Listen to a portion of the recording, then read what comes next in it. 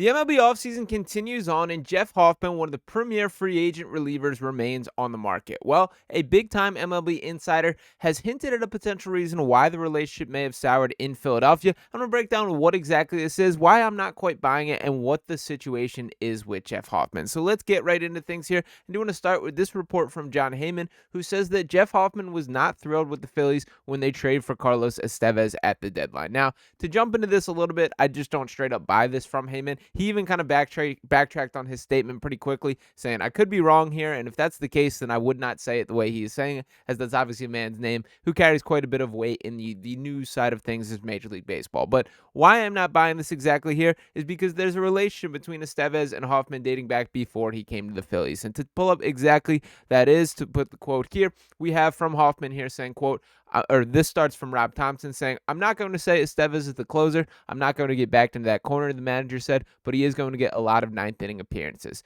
Any way you slice it, the presence of Estevez is going to cost Hoffman save opportunities, which in turn could well cost him money if he ends up hitting the open market this winter. And Hoffman couldn't be happier. Not about the personal financial implications exactly, but about being reunited with a former Rockies teammate and what he could mean to this team's chances of winning a World Series. Quote, he's unbelievable. He's a great addition. He's going to fit right in perfectly here. The 31-year-old enthused. He's a really good teammate, eager to learn and win. There's not one negative thing that I could ever say about him. It's going to be really fun because he hasn't had a chance to win yet. To be able to get to see that firsthand is going to be really cool. To be able to do that with him is going to be really cool. And Hoffman went on to speak about how the two still play Xbox together, how they've remained friends, all this type of thing. My point being in all this is I can't imagine Estevez coming to Philadelphia is what has soured Hoffman's outlook here. Now, we did get a little bit of clarity from Matt Gelb here, and to pull up this report as far as the outlook for Hoffman, we have, and shout out to Phillies Tailgate as always, saying, quote, Jeff Hoffman, a trusted presence in the Phillies bullpen, is still a free agent. Hoffman is said to be seeking a deal similar to the one Clay Holmes scored with the New York Mets. He signed for $38 million over 3 years. And what's particularly interesting to this about me, or to me about this, is from Ken Rosenthal on the actual contract with Holmes, that Rosenthal tweets, source confirms Mets in agreement with free agent right-handed pitcher Clay Holmes on a 3-year, $38 million contract pending physical. Opt out after the second year. Plan is to make him a starter. And that is the point that I wanted to emphasize, is putting on my tinfoil hat here and kind of reading the situation. That's really what I believe is going on. I think Jeff Hoffman has his eyes on being a starting pitcher again. I, again, don't advise this. I think he can carve out a really nice lane as himself as a reliever. The stats speak for himself as far as what he brought to the table this season. That just last season, in 68 games, he pitched 66.1 innings pitched, had 48 hits allowed, but 89 strikeouts, a 2.17 ERA, and a .965 whip there. But Hoffman has spoken about the prospects of potentially being a starter himself, and give the exact quote on what he said with this. Hoffman said, quote, I think I would be a great starter if given that opportunity again. For me, with how healthy I am and what I've done the last few years with my arsenal, it's an interesting thought. And that is, once again, really what I think is going on. Now, as far as the Estevez conversation, he also remains signed and a free agent on the market, and there has been basically zero buzz about him returning to Philadelphia. That does surprise me based on the standpoint of they did invest something to bring him over midseason. I thought he was just fine in his opportunities here. I don't think he's quite the caliber of pitcher that they needed him to be or would need him to be to give him a significant contract here, but I did like having Estevez on his team. And by the way, just a note on kind of the side of things,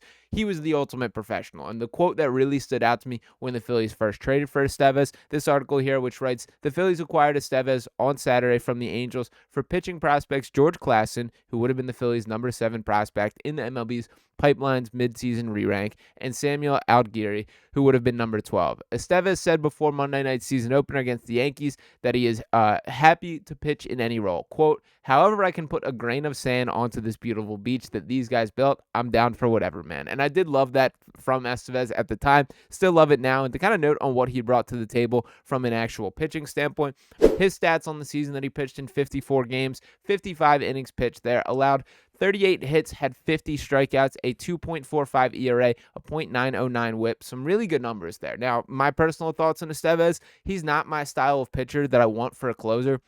He's more of a control guy. He doesn't just blow it by you in the way that I personally prefer from a closer. A guy that, like Estevez, is kind of pitch you into things. He'll pitch you into ground ball. He'll let runners on. There's things that he does play with his food in a little bit that I don't love. Hoffman is more of my cup of tea as far as the outlook and his approach to the way he attacks hitters. But we got to also recognize Jeff Hoffman did not look like Jeff Hoffman in the playoffs, and that was a huge part of the Phillies' downfall. Yes, the bats, I would say, hold a higher percentage of the blame for the overall shortcomings in the postseason, but still a storyline that it was very frustrating to me that I thought that was a strength of this Phillies team compared to past year's runs, that the bullpen was better, and obviously that did not stand the test of time. Now, to talk a little bit about kind of the outlook as the bullpen as a whole, this very well might be it. Now, the Phillies have made a couple splashes. The most notable name, or at least the guy that I think they're banking on to more or less be the Hoffman replacement, is Joe Ross here. Now, there's some encouraging signs from Joe Ross. He is a guy that also fits that kind of swing skill metrics there, that he's willing to do,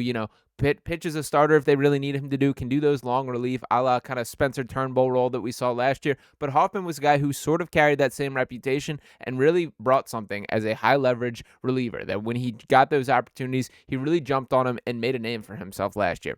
Joe Ross, when you dive in the metrics and look at what he brings to the table, I think very clearly could grab that role as well, that I'm kind of optimistic this guy can grow into a high leverage, like one of their better bullpen arms, but that is kind of in hope. And I will say, like a guy like Jordan Romano, who they've obviously also brought in here, that the hope is that he can turn back the clock, that he can have a good season. And I talked to a couple of Blue Jays guys that I didn't seem overly optimistic on the status of the arm, but I would hope that the Phillies know a little bit more than we do as that. And the other story that I do think is worth noting in the bullpen, could it be the return of Jose Alvarado? That I think this is one of the more inconsistent relief pitchers in baseball, but when he's got it, he sure has got it, man. So if they can get Alvarado looking like the pitcher that he is flashed to be for stretches, there is a stance or a lane that he could grow in to be that guy again. Now, he looks slim in his winter workouts. He looks like he's putting in the work, doing his thing, throwing the ball around, but it is obviously all in theory until we see it put together. But for Hoffman specifically here, I do think this is going to be a pretty telling contract for the rest of the outlook for his career. If this is a guy who does try and go that lane to carve out, a potential starting role for himself, take the Clay Holmes pathway, which we've seen other relievers do at this stage in this career, there's certainly a world where he could be successful in this. And particularly when having that conversation about the Phillies with Andrew Painter looming as a potential option, it's surprising to me that there wasn't at least more of a growing dialogue about the pathway of could Hoffman be the starter for the start of the season and then return to that bullpen role when Painter is ready and they're ready to put this rotation fully together.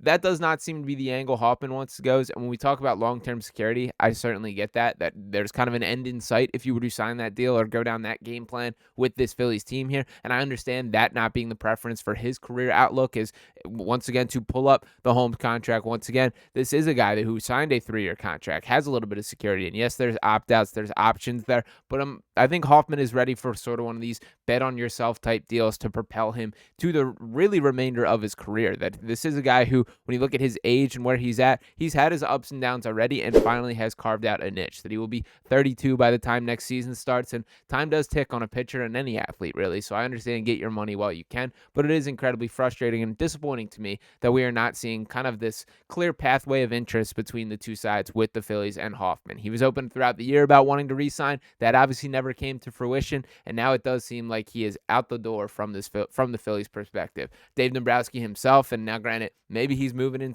in silence, sending some smoke signals, and just not leading the press and the public into what he has up his sleeve, but has been pretty open, saying they're kind of done, that they've made their moves that they believe this team needs.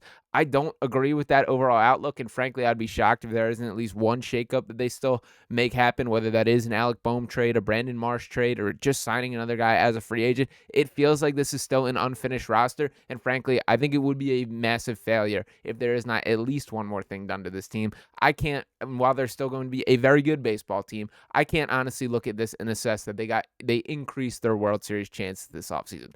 It's been a quieter offseason as a whole across the major leagues, I would say, than I expected. There's still some notable names out there, and obviously plenty of time until next season is set to start up. So things can happen in a hurry if that is the case there. But I'm kind of shocked by a little bit of the stance of not just the Phillies, but a lot of teams around the major league as far as the lack of movement from a player transaction standpoint. So we'll see how things heat up from here. Once again, Hoffman and Estevez both still on the market, so maybe things could spark up and there is a potential return there. I am not overly optimistic at this point, but I do think we should kind of put a squash on the theory that it was Estevez coming to Philadelphia, that Hoffman, that was what soured him on the relationship. I just don't believe that that is the case there. But let me know what you guys think in the comments and your outlook for the bullpen as a whole. Did they do enough in your opinion, or is there still more work to be done? Drop your comments below. Appreciate each and every one of you guys tuning into this video. As always, Happy New Year to everyone out there, and let's keep crushing 2025, hopefully with even more Phillies success come playoff time. So appreciate each and every one of you guys tuning in once again. Make sure you're smashing that subscribe button if you have not already. Drop a like on this video here. We'll keep rocking with you right here on Phillies Digest. Peace.